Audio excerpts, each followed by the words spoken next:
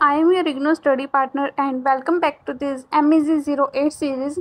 आज हम डिस्कस करेंगे वॉल सोयंका का play a dance of the forest, जो एक सिंबॉलिक और कॉम्प्लेक्स ड्रामा है। ये लिखा गया था नाइजीरिया के इंडिपेंडेंस सेलिब्रेशन के लिए, लेकिन जो इंटरेस्टिंग बात है वो ये है कि सोयंका ने इस प्ले में सिर्फ फ्रीडम का जश्न नहीं मनाया, बल्कि जो अपने लोगों को एक मिरर दिखाया है जिसमें पास्ट की गलतियाँ, प्रेजेंट के प्रॉब्लम्स और फ्यूचर के डेंजर्स को रिफ्लेक्ट किया गया है। तो इस स्टोरी को समझने से पहले हम इसके ऑथर के बारे में थोड़ी सी ब्रीफ इंफॉर्मेशन कलेक्ट कर लेते हैं।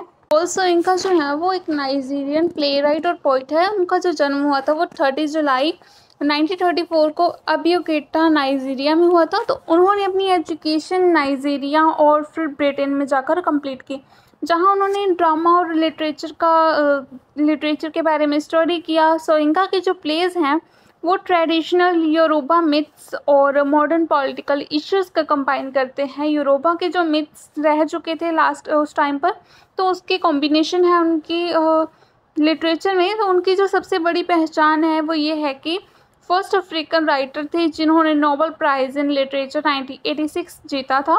तो उन्होंने एक फियरलेस क्रिटिक माना जाता है, उन्हें एक फियरलेस क्रिटिक माना जाता है, चाहे वो कॉलोनियलिज्म हो या फिर वो सोयंका ने हमेशा अपनी राइटिंग से इनजस्टिस के खिलाफ आवाज़ उठाई है।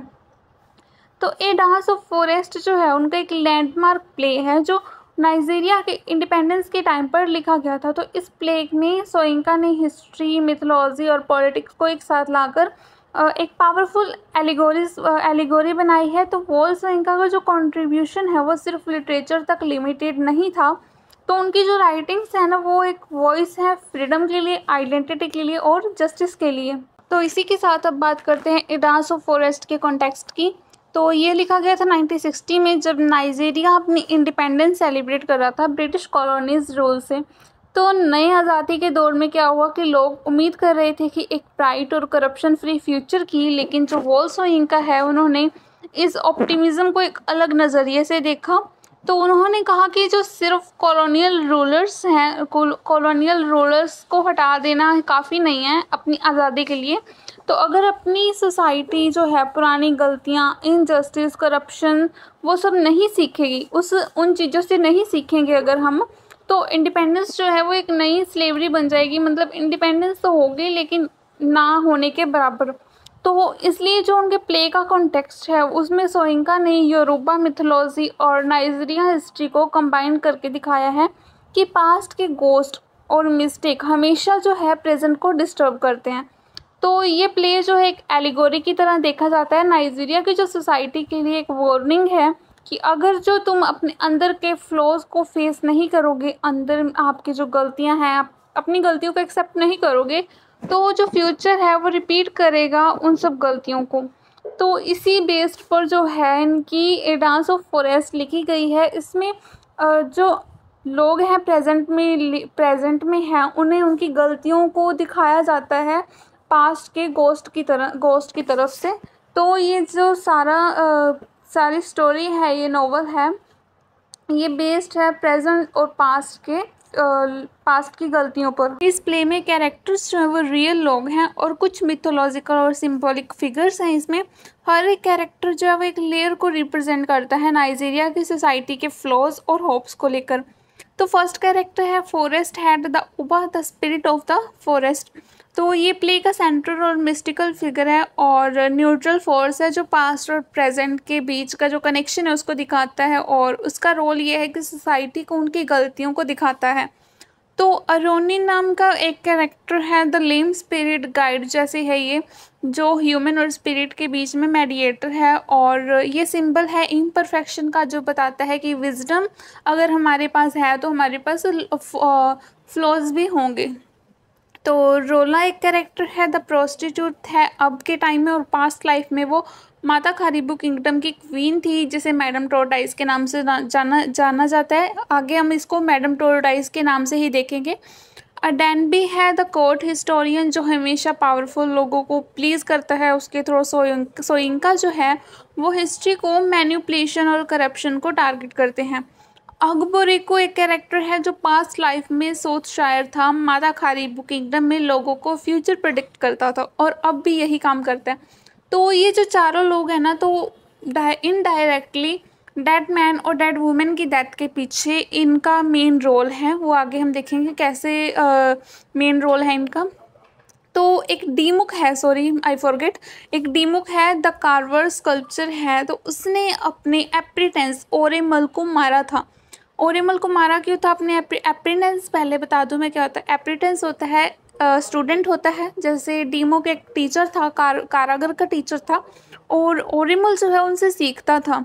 तो उसको ईगो में आकर मार दिया क्योंकि ओरेमल उनसे अच्छा काम करने लगा, तो वो गिल्ट उसके अंदर डार्कनेस को दिखाता है। ओगुन जो है, वो ओगुन नाम का एक कैरेक्टर है, डीमुक का पैटर्न है और जो गॉड टाइप फिगर है जो हमेशा डीमुक को प्रोटेक्ट करता है। तो रोला, अडेनबी, अकबोरिको और डीमुक, ये चार कैरेक्टर हैं जो डेड मैन और डेड वुमेन की डेथ के पीछे हैं। तो डेड मैन और डेड वुमेन को देख लेते हैं। ये दो स्पिरिट हैं, पास्ट से आए हैं, और ये उन एनकेस्टर्स को रिप्रेजेंट करते हैं, उन पूर्वजों को रिप्रेजेंट करते हैं जो स्लेवरी, इनजस्टिस का शिकार हुए थे। तो ये लोग प्रेजेंट लोगों को वार्न करते हैं कि अगर तुम अभी भी नहीं सीखोगे, अभी भी सेम गलतियां करोगे जो तुमने पास्ट में किया है, तो हिस्ट्री रिपीट होती रहेगी। इसमें एक हाफ चाइल्ड है जो डेड मैन डेड वुमेन का ही है, और एक अनबॉर्न चाइल्ड जो फ्यूचर का सिंबल है। ये इनोसेंस और होप को रिप्रेजेंट करता है। लेकिन उसका जो एग्जिस्टेंस है वो डिपेंड करता है कि प्रेजेंट और पास्ट में लोग अपनी मिस्टेक एक्सेप्ट करेंगे या नहीं करेंगे। इशोरो नाम का एक कैरेक्टर है, द ट्रिकस्टर स्पिरिट है, और ये यूरोबा मिथोलॉजी का स्पिरिट है जो ये क्रिएट करता है। उसका काम है कि लोगों की वीकनेस को एक्सपोज करना और उसकी हिपोक्रेसी को सामने लाना। और फाइनली कुछ विलेजर्स हैं इस प्ले में जो मास्क बियरर हैं और जो मतलब सामने नहीं आते, सोसाइटी के कलेक्टिव बिहेवियर को रिप्रेजेंट करते हैं, फियर, करप्शन और हियर्ड मेंटालिटी को दिखाते हैं। हियर्ड मेंटालिटी के थ्रू दिखाते हैं कि कैसे उन्होंने भी गलतियां की थी, लेकिन प्ले में इनका डायरेक्टली कोई रोल नहीं है, ये सामने नहीं आए हैं। तो इसकी स्टोरी अब कंप्लीट देख लेते हैं कि स्टोरी स्टार्ट कहाँ से होती है। सो ये जो स्टोरी है वो स्टार्ट होती है एक फेस्टिवल से। गांव में एक फेस्टिवल अरेंज करते हैं गांव के लोग, तो वो सेलिब्रेट करते हैं ताकि अपने नोबल एनकेस्टर, अपने पूर्वजों को बुलाएं। लेकिन क्या होता है कि फॉरेस्ट हेड जो है वो मतलब जहाँ पर वो फेस्टिवल कर रहे हैं, और जो फॉरेस्ट हेड मतलब जंगल का जो हेड है, हेड मास्टर जो भी, तो वो क्या करता है कि नोबल एनकेस्टर्स को बुलाने की बजाय वो डेड मैन डेड वुमेन को इनवाइट कर लेता है वहाँ पर, जिनके पास एक ट्रेजिक पास्ट हिस्ट्री है। तो डेड मैन और डेड वुमेन एक स्पिरिट है जो कि एक्चुअल में रियल लाइफ पर्सन नहीं है, वो स्पिरिट्स हैं, तो उनको इनवाइट करता है। तो उनके पास में कुछ ऐसा हुआ था जिनकी वजह से उनकी डेथ हुई, वो शेयर करना चाहते हैं एक्सपीरियंस, और बताना चाहते हैं कि अब भी तुम अगर वो गलतियां करोगे, मतलब कुछ रोला, अडेनबी, अकबोरेको और जो डीमुक है, वो उनकी वजह से उनकी डेथ हुई थी पास्ट में। तो मतलब वो भी जब पास्ट में थे तो उनका रोल कुछ और था, तो वो आगे हम देखेंगे। तो ये दोनों एनकेस्टर्स जो हैं, डेड मैन डेड वुमेन, जो अपने समय में बेट्रियल का शिकार हुए थे, किनकी वजह से? रोला, अडेनबी, अकबोरेको और डीमुक की वजह से। तो डीमुक का इसमें क्या रोल है? डीमुक जो है वो इसने अपने एप्रीटेंस ओरेमल को मारा था अपनी पास्ट लाइफ में। तो एप्रीटेंस मैंने आपको पहले ही बताया कि होता है स्टूडेंट, मतलब डीमुक था एक टीचर, कारागर का टीचर था, कारागर का काम सिखाता था ओरेमल को। तो ओरेमल जब उससे ज़्यादा अच्छा काम करने लगा तो डीमुक ईगो के चक्कर में डीमुक ने अपने ईगो के चक्कर में उसको, ओरेमल को मार दिया था। तो अब ओरेमल क्या चाहता है कि डीमुक भी ऐसे ही मरे जैसे मुझे पेड़ से गिराकर डीमुक ने मारा है। तो क्या होता है कि फॉरेस्ट हेड जो है, यहाँ से जो कहानी स्टार्ट होती है, तो फॉरेस्ट हेड जो है वो इन चारों को इनवाइट करता है डांस करने के लिए कि तुम डांस करके डेड मैन डेड वुमेन को इनवाइट करो। तो पहले तो ये चारों ना जो है मना कर देते हैं कि हम ऐसा क्यों करेंगे, हम ऐसे इनवाइट क्यों करें, मतलब स्पिरिट्स को इनवाइट क्यों करें हम। तो बाद में मान जाते हैं। तो इसके बाद ना पास्ट स्टोरी चलती है, मतलब अब प्ले विद इन प्ले है, तो पास्ट में क्या हुआ था वो स्टोरी पास्ट में अब चलेगी। तो dead man dead women in चारों को इनका पास्ट दिखाते हैं। अब ये चारों रियल लाइफ पर्सन और ये दो स्पिरिट्स जो हैं ये आमने सामने आ जाते हैं। तो पास्ट में वो क्या दिखाते हैं कि माता खारीबू का एक किंगडम हुआ करता था। जो किंग था वो मैडम टोरटाइज यानी कि रोला। तो रोला जो है अपने पास्ट लाइफ में मैडम टोरटाइज थी।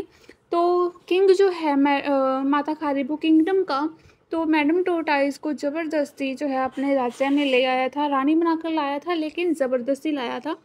तो मैडम टोरटाइज जो है वो रोला है अपनी प्रेजेंट लाइफ में। तो डेड मैन डेड वुमेन की डेथ के पीछे इनडायरेक्टली इसका भी हाथ था।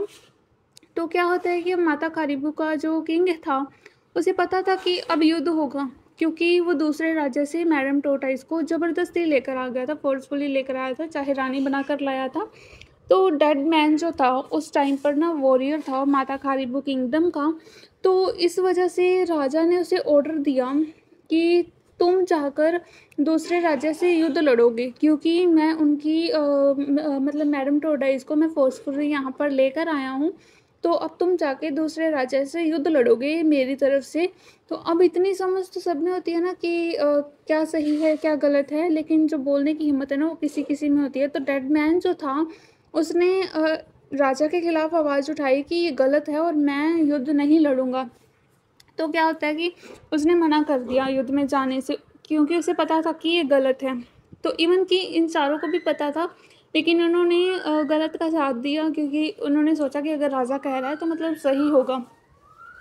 तो इस बात पर जो राजा है ना वो डेड मैन को मारने का हुक्म देता है। तो इसमें हम देखेंगे कि अकबोरीको जो है ना, अकबोरीको का इसमें रोल ये है, जैसे मैंने बताया था वो प्रिडिक्ट करता था फ्यूचर को, फ्यूचर में क्या होने वाला है वो बताता था। तो उसने क्या किया, फ्यूचर देखकर बताया कि हाँ राजा जो बता रहा है वो सही है, चाहे वो गलत था लेकिन उसने मतलब राजा का साथ दिया, और चाहे झूठा ही कहा कि हाँ ऐसा तो होना ही था, मतलब राजा के साथ उसने सहमति दिखाई। तो अकबरी जो था उसने सहमति दिखाई, और अडेन भी जो है वो भी एक वॉरियर था, तो उसने भी राजा के साथ सहमति दिखाई।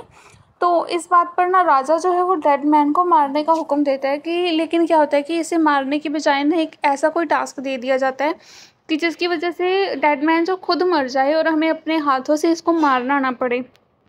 तो अब वो टास्क क्या था, उसको टास्क क्या दिया गया उसके बारे में मुझे अच्छे से नहीं पता, लेकिन हाँ उसको कोई ऐसा ऐसा टास्क दिया जिसकी वजह से डेड मैन जो है वो मतलब मर चुका था, लेकिन ना राजा ने उसको अपने हाथों से मारा ना किसी सेना ने मारा, ठीक है। तो इनडायरेक्टली डेड मैन की डेथ के पीछे ना ये चारों हैं। और अब इसके बाद ना जब डेड वुमेन, तो डेड मैन की वाइफ को पता चलता है, तो इसके बारे में पता चलता है, वो तो रोने लगती है, मैडम टोरटाइज से सवाल करती है कि तुमने ऐसा क्यों किया। तो लेकिन क्या होता है कि उसे ना बहुत ज़्यादा एक्सप्लॉइट कर दिया जाता है कि मतलब उसकी बहुत ज़्यादा बेइज्जती की जाती है किंगडम के अंदर, मतलब इतना ज़्यादा शर्मिंदा कर दिया जाता है कि वो भी रोने लगती है, फिर मर जाती है वो भी बाद में। तो क्या है, यहाँ पर मैं एक बात बता दूँ कि डेड वुमेन जो है वो प्रेग्नेंट थी और उसका हाफ बोर्न बेबी था, जो कि बाद में इन चारों के सामने स्पिरिट के रूप में विजिबल होता है। तो हाफ चाइल्ड रैपिडली कहता है कि मेरा फ्यूचर जो है, मतलब अब पहले तो डेड मैन डेड वुमेन की स्पिरिट थी इन चारों के सामने, तो हाफ चाइल्ड की स्पिरिट भी आ जाती है जब हाफ चाइल्ड का पास्ट अनलॉक होता है। तो वो कहता है कि मेरा फ्यूचर जो है तुम्हारे एक्शन पे डिपेंड करता है, अगर तुम सुधरोगे नहीं तो मैं भी जो है पूरा जन्म नहीं ले पाऊँगा। तो यहाँ पर ना हाफ चाइल्ड के लिए एक बात यूज़ की गई है, आई बी बोर्न डेड, आई बी बोर्न डेड। तो इस प्ले में ना इसके लिए एक लाइन है, जैसे कि मैंने बताया, I will be born dead, I will be born dead. तो इसके बाद क्या होता है कि इन चारों को इनका पास्ट जो है दिखा दिया जाता है कि तुमने ऐसा किया हमारे साथ। बाद में इसके बाद ना इशोरो आता है, क्योंकि यहाँ पर ना इनकी स्टोरी ख़त्म हो जाती है, पास्ट में क्या हुआ था मतलब इन सब के साथ, तो ये सब इनको पता चल जाता है। अब इनको रिग्रेट है कि हमने गलत किया था। तो इसके बाद इशोरो आता है और कहता है कि मैं डीमुक को वैसे ही मारूंगा जैसे इसने ओरिमल को मारा था। तो क्या, क्योंकि ओरिमल कह रहा है ना कि मुझे बदला लेना है, तो इशोरो आता है और कहता है कि मैं इसको ऐसे ही मारूंगा, मतलब इसको जलाने लगता है डीमुक को इशोरो। तो बाद में उसके जो पैटर्न है ना डीमुक का, जो गॉड, जैसे मैंने बताया था गॉड टाइप ओगन जो है वो आता है और डीमुक को बचा लेता है एज़ यूजुअल, जैसे हमेशा बचाया करता था। तो बाद में इन सबको रिग्रेट होता है, ये माफ़ी मांगते हैं डेड मैन डेड वुमेन से, और उसके बाद डेड मैन डेड वुमेन की जो स्पिरिट है वापस चली जाती है, क्योंकि उन्हें पास्ट दिखाना था वो उन्होंने दिखा दिया, इनको रिग्रेट करवाना था वो उन्होंने करवा दिया। तो बस उसके बाद जब इन्हें रिग्रेट होता है तो डेड मैन डेड वुमेन की जो स्पिरिट है वो अपनी जगह पर वापस चली जाती है। और उसके बाद क्या होता है कि ये चारों भी है जो मतलब फॉरेस्ट हेड जो है इन्हें वापस फॉरेस्ट के बाहर ले आता है, और जो इनका प्ले है ये ख़त्म हो जाता है यहाँ पर। और इन्हें बस इस जो प्ले का मेन मोटिव था ये था कि इन्हें इनकी पास्ट की गलतियों को दिखाया जाए कि पास्ट में जो गलतियाँ की अगर तुम अब भी वही करोगे तो लाइफ जो है रिपीट होती रहेगी, ये सब चीज़ें रिपीट होती रहेंगी। तो इन्हें इनकी गलती का पछतावा होता है, वापस आ जाते हैं। तो उसके बाद यहाँ पर स्टोरी ख़त्म हो जाती है इनकी। सो ए डांस ऑफ फॉरेस्ट की जो थीम है वो बहुत ही पावरफुल है। ये प्ले बताता है कि पास्ट को अगर इग्नोर नहीं किया जा सकता, अगर इग्नोर किया तो सेम गलतियाँ रिपीट होती रहेंगी, क्योंकि उसी में हमारे गिल्ट और मिस्टेक छुपे हुए हैं। और रियल फ्रीडम जो है सिर्फ तभी मिलती है जब सोसाइटी अपनी करप्शन, अपनी हिपोक्रेसी को फेस करे कि हाँ हमने ये गलतियाँ की है और हम इसे फेस कर सकते हैं। तो हाफ चाइल्ड जो है इसमें हमें ये याद दिलाता है कि फ्यूचर तभी सेफ है जब हम पास्ट से सीखते हैं। और सोयिंका जो है उसका फाइनल मैसेज ये है कि आज़ादी जो है वो एक सेलिब्रेशन नहीं है, एक रिस्पॉन्सिबिलिटी है। तो ये थी आज की हमारी वीडियो। अगर आपको वीडियो अच्छी लगी हो तो लाइक शेयर सब्सक्राइब करना, और मिलते हैं नेक्स्ट वीडियो में विद MEG08 की नई सीरीज़ के साथ। तब तक के लिए take care and keep studying friends.